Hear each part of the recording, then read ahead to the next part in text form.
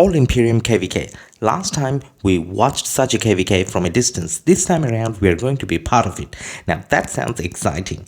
This time around we have an account in 1365, and with that account we are not only going to observe this KvK, that account being a rather weak account, we are also going to test out, is it fun for smaller or average players or more casual players to play in a big All Imperium KvK, and we'll try to find out the best role to play in such situations. So this is how the pre-KvK looks like few hours before the Marauder event ends. Now, most KDs doesn't focus too much on pre-KvK nowadays, but you do get a bit of a sense of activity over here, and 1875 is doing great. Now, let's look at where I got the power numbers in the first screen that you saw for each of the kingdoms. Now that's not the Imperium power, that's not the top 1300, any of that. So basically what I did is I went to every kingdom and then I looked for the alliance power for each of the alliances that are within zone 3. So generally speaking, most of the players in zone 3 would probably be playing a big role. Now 1254 being in the top left corner, generally speaking, is supposed to be the most powerful kingdom, and you can kind of see that. So there's quite a few alliances. So I think there's about 6 strong, very strong alliances, and all of them has over 10 million power. 12, 13, 14, these are the numbers that we're kind of looking at. And then even the alliance that I thought is going to be more of a support alliance is over 11 million powers, and definitely that's not a support alliance based on that power. Now let's look at the second one in a clockwise direction. So we're looking at 1556 now. 1556, when I added up all the alliances in zone 3, their power actually look less than 1365 by a little bit, and 1365 in a clockwise motion is the third one. So they're the wind camp, so generally the earth camp and the fire camp is stronger. But looking at the alliances in zone 3 is not how matchmaking is done, obviously. So the power that I'm showing in the first screen is not necessarily what Lilith goes by when it comes to matchmaking. 1556, as you guys know, is a massive alliance. They have power all over, and they have some really great big players that contribute heavily in KvK. So either way, regardless of the power that I showed in the first screen, they're going to be a top contender.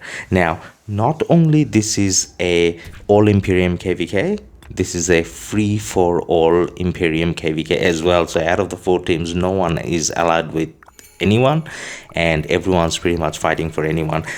Now that does put a little bit of a pressure on the, I guess, someone less spendy, weaker players, I think, because you have more opponents on the field to fight, and at the same time, because it's a All Imperium free for all, you are pretty much looking at every opponent that you're gonna fight is gonna be very strong. So basically this can be quite challenging for the smallish account that I have in 1365 to compete. I mean, power wise it's not that small, to be honest. It's about 75 million power, or 74, but then it's the commander depth, so it doesn't really have, that account doesn't have the commander depth. But that kind of means that open field is probably not the best idea with that account, but then filling rallies and filling garrisons is probably a better idea. But then I will venture out from time to time in open field and try to see whether we can have some fun, whether we can survive more than like half a second and see how it kind of goes. Now, one of the other things that I'll try to do in this KvK is the 5 or 6 marches that I'll rotate into 5 marches. I'm definitely not going to get into the 6th march category. I'll have up to 5 the whole time, but then the 6 kind of marches that I'll play around with, I'll try to see whether I can keep a score of, before KvK, how many kills does each of those commanders have, and end of the KvK, how many kills does each of those commanders get. Now, most of those commanders are going to be 5511. There could be 1 or 2 rather higher level commanders, but most of them are going to be 5511. So we will get a sense of, in a real KvK battle scenario, which commanders does better as 5-5 rather than I guess field testing, where you're not the factor of being targeted doesn't count into calculation that much. Now I'm just showing this account over here.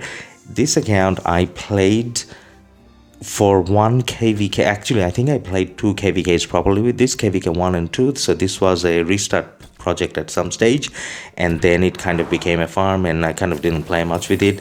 But then over time, as you train troops, your power kind of gets higher, and this is where it is kind of a useless account. So I'm going to try to see whether I can get some use out of it by fighting quite a bit in this KvK. By fighting quite a bit, I mean trying to see whether I can kill a lot of troops in this account.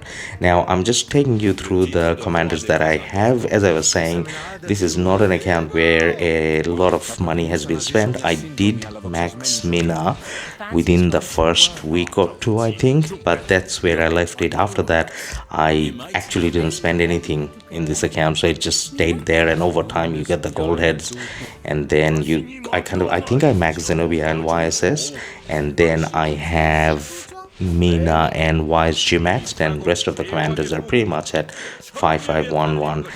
So I did make a video previously about what are the 5 marches that I'm probably going to use in this account. So I will, when the fighting starts, I'll show those marches again rather than repeating that in this video. And then, as I mentioned, I'll try to keep a track of which marches kind of do good. Now, as you guys got to see the commanders that I have here, if anyone has any recommendations in terms of which marches I should be using based on this 5-5 scenario, feel free to leave that in the comments. I'm more than happy to try that out. Now, the role, as I was saying about the role, so it's mostly going to be garrison and rally, trying to join all of them as much as I can, and that way I will have more rally reports and I guess more KvK coverage as well. So and then the fighting for this KvK falls at a time where I should still be on leave, but I should have recovered from COVID fully and I should be back in Sydney. So ideally I should be able to participate quite a lot, so I'm kind of looking forward to it. Now I'm just showing you how I haven't done the recharge rewards yet, and the only thing that I spend here is the 30-day gem supply so that I can spin the wheel a little bit. Because it's an old account, I don't really have the time to farm gems on this, so in order to spin I just have to keep that. So that's the only thing I kind of keep running, and when KvK comes I'm probably just going to buy the $5 supply, crystal supply thing, but not spend on the pop-ups. So museum wise, because I have Mina and YSG Max, those are the 2 that I bought the museum buffs for in this one as well. Now let's have a look at the type of equipment that I'm going to be using. As you can see, I only have 2 proper accessories and it's mostly purple.